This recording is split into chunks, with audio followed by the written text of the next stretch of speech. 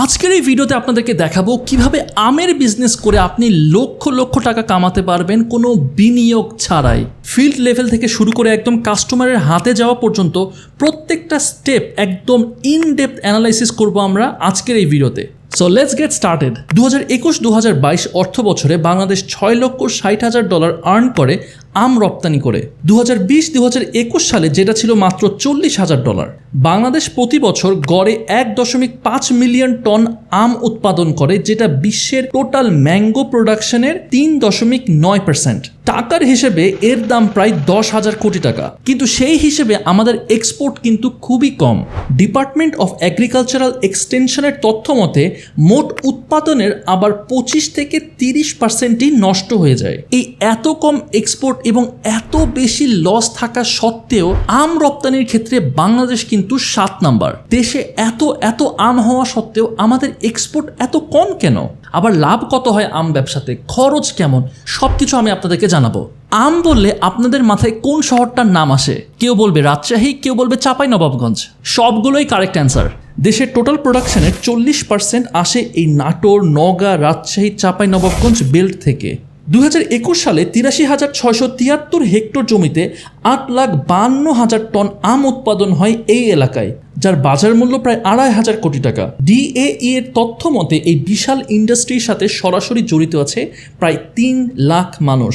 কানসাট আমের বাজারে প্রতিদিন 200 ট্রাক আম যাওয়া আসা করে। সোজা ভাষায় বলতে গেলে বাংলাদেশের আম মানে Uttarbanga, and I am very proud of that because আমি নিজেও উত্তরবঙ্গের ছেলে। কিন্তু প্রশ্ন হচ্ছে উত্তরবঙ্গেরই আম কেন এত ভালো? এর উত্তর হচ্ছে আবহাওয়া। আমের ভালো ফলনের জন্য ড্রাই ওয়েদার খুবই ইম্পর্টেন্ট। আমের মুকুল যখন আসে তখন বৃষ্টি হওয়া মানেই লস, আর ফল যখন বড় হওয়া শুরু করবে তখন সামান্য বৃষ্টি দরকার হয়। কুয়াশা, মেঘ এগুলো কিন্তু খুব বাজেভাবে এফেক্ট ফেলে আমের উপরে। তাহলে রাজশাহীতে যারা ছিলেন বা কখনো আসছেন থেকেছেন তারা বুঝতে পারবেন যে কেন এইখানকার রিজনের আম এত ভালো। যেই গরম, আপনি বাংলাদেশের আর কোথাও এরকম গরম পাবেন না, মাত্রাতিরিক্ত গরম। তো যাই হোক, উত্তরবঙ্গের মানুষ কিন্তু আম চিনে ভালো। এই যেমন ধরেন বাংলাদেশের প্রথম অনলাইন ম্যাঙ্গো সেলিং বিজনেস ফজলি.com এর শুরু কিন্তু রাজশাহী থেকেই। আর আমাদের এই রিসার্চে হেল্প করেছে রুয়েটের ইঞ্জিনিয়ারিং ডিপার্টমেন্টের ছাত্র রাবিবুর রহমান। তার নিজের একটা আমের ব্যবসা আছে যেটার নাম হচ্ছে আম নিকেতন।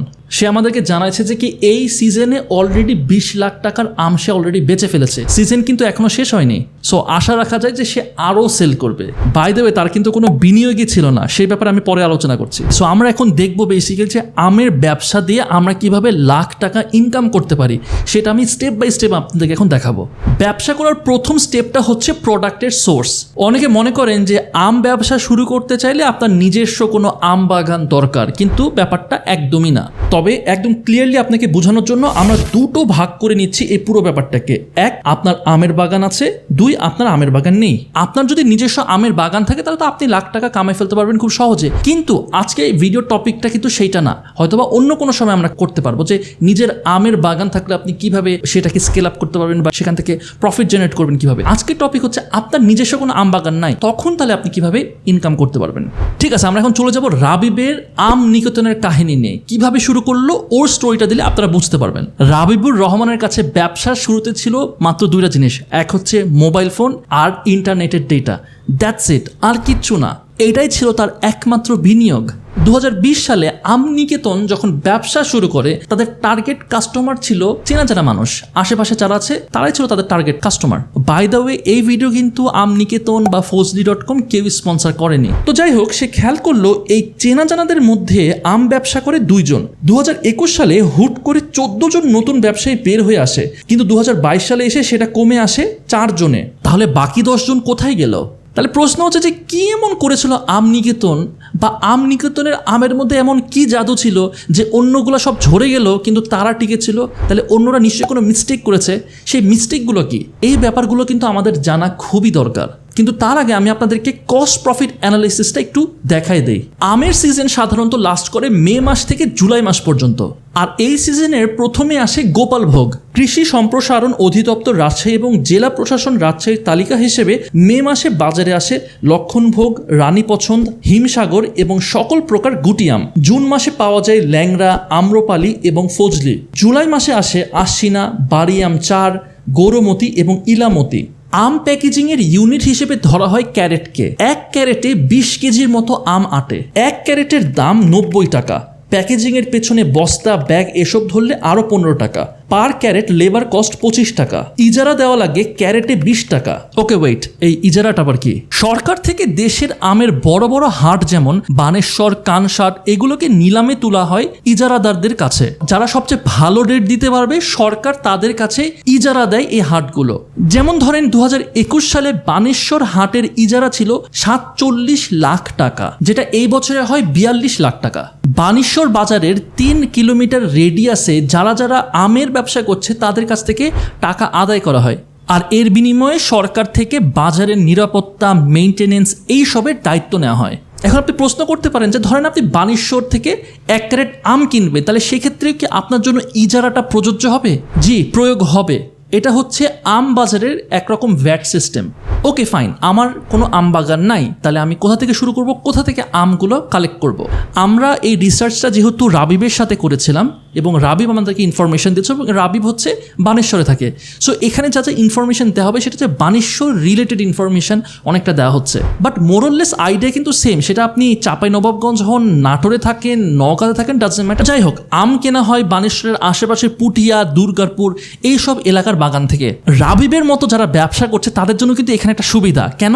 ধরেন আপনি আম বাগান আছে আপনার আম বাগানে আপনার যে আমগুলো সেগুলো ভালো হোক পচা হোক ওখান থেকে আপনাকে কিন্তু বেচতে হচ্ছে। কিন্তু আপনি যদি রাবিবের মতো একজন সেলার হন তাহলে কিন্তু আপনাকে নির্দিষ্ট আম বাগান থেকেই নিতে হবে এমন কিন্তু কোনো কথা নাই।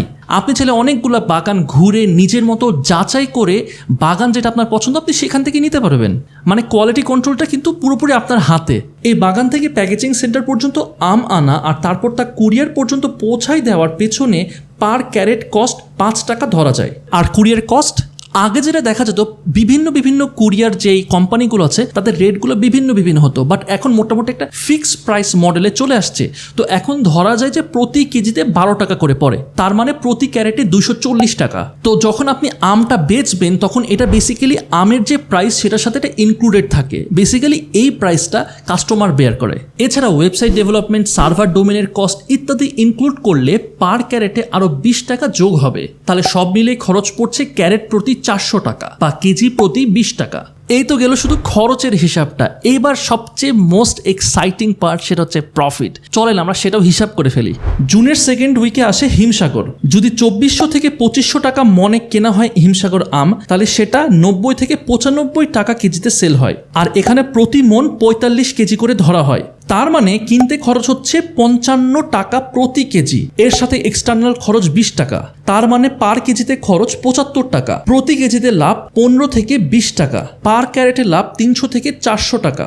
2022 সালে অর্ধেক সিজনের মধ্যে আমাদের এই 25-26 বছরের রাবিবুর অলরেডি 7,000 কেজির আম বিক্রি করে ফেলেছে। তার মানে সে অলরেডি 1,40,000 টাকা প্রফিট জেনারেট করে ফেলেছে। কিন্তু এটা আরও বাড়বে, কারণ সিজন কিন্তু এখনো শেষ হয়নি। মজার ব্যাপার হচ্ছে তার কিন্তু কোনো আম বাগান নাই এবং সে এখনো একজন স্টুডেন্ট। ঠিক আছে, লাভ বুঝলাম, খরচ বুঝলাম, সবই বুঝলাম, কিন্তু আমি কিভাবে কাস্টমারের কাছে অনেক বেশি পরিমাণের আম সেল করতে পারবো, কিভাবে আমি নিজেকে অন্যদের থেকে আলাদা করে তুলতে পারবো এবং ভালো একটা কাস্টমার বেস বানাই ফেলতে পারবো।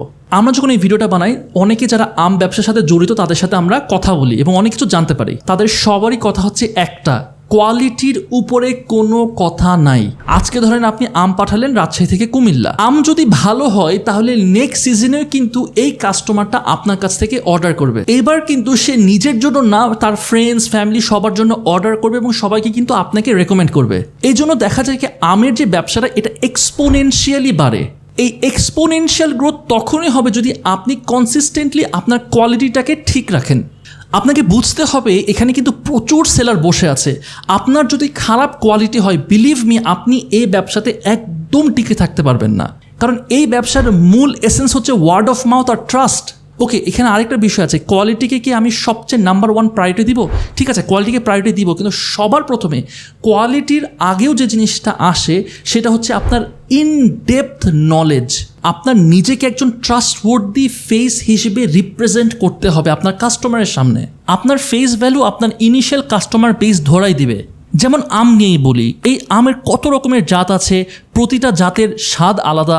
বিশ্বাস করেন, আপনি আজকে যদি আম ঠিকমতো না চিনেন, বানেশ্বর বাজারের সেলাররা আপনাকে হিমসাগর বলে বোম্বাই হিমসাগর ধরাই দিতে পারে। দামেও কম, কিন্তু মানেও কিন্তু অনেক অনেক বেশি কম। ধরেন আপনি সেটা কিনে আপনার কাস্টমারদেরকে পাঠাই দিলেন, আপনার মান ইজ্জত একদম শেষ, আপনার ব্যবসা ওখানেই গুটাই ফেলতে হবে। আরেকটা বিষয় আপনাদের কিন্তু মাথায় রাখতে হবে, সেটা হচ্ছে আম পাড়ার পর থেকে প্রতিদিন প্রতি 40 কেজিতে 1 কেজি করে আপনার ওয়েট কমতে থাকে। এখন এই তথ্য কিন্তু অনেকেই জানে না। তার মানে ধরেন 1-2 ক্যারেট আপনি যদি এখন সিলেটে আম পাঠাই দেন, 2 দিন পরে সেটা পৌঁছালো, তাহলে সেটা কিন্তু ওজন আর সেম থাকবে না। আর কাস্টমারদের এই নলেজ গ্যাপটার সুযোগ নেয় অনেক অসাধু ব্যবসায়ী, কিন্তু কাস্টমাররাও কিন্তু এত বোকা না, তাই তারা কেনার আগেও অনেক প্রশ্ন করে থাকে। এখন আপনার ধরেন ইনডেপথ নলেজ যদি না থাকে, সেখানে কিন্তু আপনি বড় রকমের ধরা খাবেন এবং তারা আপনার কাছ থেকেও কিনতে স্বাচ্ছন্দ্য বোধ করবে না। ওকে, তাহলে কি বুঝলাম আমরা? গুড কোয়ালিটি প্রোডাক্ট সম্বন্ধে ইনডেপথ নলেজ, একদম সলিড একটা ডিস্ট্রিবিউশন নেটওয়ার্ক, এই ছোট্ট 3টা কাজ ঠিক মতো করলেই আমের ব্যবসা করে আপনি লাখ টাকা ইনকাম করতে পারবেন, এটা আশা রাখা যায়। খুব সহজভাবেই বলে ফেললাম কথাটা, আসলে এতটা সহজ না। দেখেন, সহজ হলে তো ভালোই হতো। প্রত্যেকটা ব্যবসায় কিছু রিস্ক আছে, এই আমের ব্যবসায়ও কিছু রিস্ক আছে। সো কয়েকটা রিস্ক ফ্যাক্টর কিন্তু আপনার মাথায় রাখতে হবে। 1, আম একটা পচনশীল দ্রব্য। 2, কুরিয়ার সার্ভিসগুলোর দায়িত্বহীনতা। 3, করোনা বা এরকম unprecedented events. 4, market price change. আম একটা পচনশীল জিনিস এবং এটার কারণে বাংলাদেশ আম এক্সপোর্ট করাতে সবচেয়ে বড় চ্যালেঞ্জ ফেস করে। বাংলাদেশের যে 72 জাতের আম হয়, সেগুলোর সবগুলোরই শেলফ লাইফ 2 সপ্তাহর বেশি না। অনেক রপ্তানিকারকদের মতে বিদেশে বাংলাদেশের আমের ডিমান্ড কম থাকার কারণ হচ্ছে ল্যাক অফ অ্যাডভার্টাইজমেন্ট। তবে এই দিকটা সরকার রিসেন্ট টাইমসে বেশ নজর দিচ্ছে। মাননীয় প্রধানমন্ত্রী শেখ হাসিনা ভারত এবং পাকিস্তানের প্রধানমন্ত্রীর কাছে শুভেচ্ছা উপহার হিসেবে আম পাঠানো আমাদের এই ইন্ডাস্ট্রির জন্য খুব পজিটিভ একটা ইম্প্যাক্ট ফেলবে। Bangladesh fruits and vegetable exporters অ্যাসোসিয়েশনের অ্যাডভাইজার মঞ্জুরুল ইসলামের মতে, সরকারের থেকে নেওয়া এই স্টেপগুলোর কারণে এই বছর 1800 টন আম অলরেডি রপ্তানি করেছি আমরা, যেখানে গত বছরের রপ্তানির পরিমাণ ছিল মাত্র 2 টন। কুরিয়ার নিয়ে যে ভোগান্তিটা ভোগেন আমাদের ব্যবসায়ীরা, সেটার জন্য ম্যাঙ্গো স্পেশাল একটা ট্রেন চালু করেছে আমাদের সরকার। এই ট্রেন চাঁপাইনবাবগঞ্জের রোহনপুর থেকে ঢাকা পর্যন্ত আমের ডেলিভারি দিয়ে যাচ্ছে। মোট 10টি বগির প্রতিটিতে 30 মেট্রিক টন করে আম বহন করতে পারে এই ট্রেন। চার্জ পড়ে প্রতি কেজিতে মাত্র 1 টাকা 17 পয়সা। কিন্তু সমস্যা হচ্ছে এই ট্রেনও সবসময় অ্যাভেলেবেল থাকে না এবং এটা চাপাই ছাড়া অন্য কোনো রুটে চলাচল করে না। কিন্তু এটাকে আমরা একটা স্টার্ট হিসেবে ধরতে পারি। সরকার যদি এরকম আরও পদক্ষেপ নেয়, তাহলে এইসব রিজনগুলোতে আমের ব্যবসায় আরও বেশি পজিটিভ রেজাল্ট আমরা আশা করতে পারি। 2020 সালে ক্যারেটের দাম ছিল 45 টাকা। 2021 সালের শুরুতে সেটার দাম হয় 75 টাকা এবং সেটা বেড়ে দাঁড়ায় 110 টাকা। এই বছরে ক্যারেটের দাম হচ্ছে 90 টাকা। তো যাই হোক, এই দাম বাড়ার কারণটা ছিল কোভিড। আমরা যে আম নিকেতনের কথা বলছি, নর্মাল সময়ে ধরেন আপনার অন অ্যান এভারেজ তারা 15-16 লাখ টাকার সেল করে, কিন্তু কোভিডে বিশ্বাস করবেন তারা সেল করেছিল মাত্র 42,000 টাকা। কারণ তখন অফিস আদালত বন্ধ, ট্রান্সপোর্টেশন বন্ধ, রাজশাহীর বাইরেও সেভাবে করে আম পাঠানোটা ডিফিকাল্ট হয়ে গেছে এবং আম খাওয়াটা কিন্তু তখন খুব একটা প্রায়োরিটি লিস্টে ছিল না। এই সুযোগে দেশের অন্যান্য অঞ্চলের লোকাল ব্যবসায়ীরা আমের দাম বাড়ায় দিয়েছিল আর মানুষের কনজামশনও কমে গেছিল। যেখানে মানুষজন হয়তো বা 100 কেজি আম কিনতো, সেখানে তারা কিনতেছে মাত্র 40 কেজি আম। যাই হোক, আশা করি এই ভিডিওটা আপনাদের জন্য হেল্পফুল ছিল। যদি ভালো লেগে থাকে তাহলে প্লিজ শেয়ার করে দেবেন এই ভিডিওটা। আমি প্রতি বৃহস্পতিবার সন্ধ্যা 7টার সময় নতুন নতুন ভিডিওস দিয়ে থাকি। ইন দ্য মিন টাইম আপনারা আমার এই ভিডিওটা চেক আউট করতে পারেন।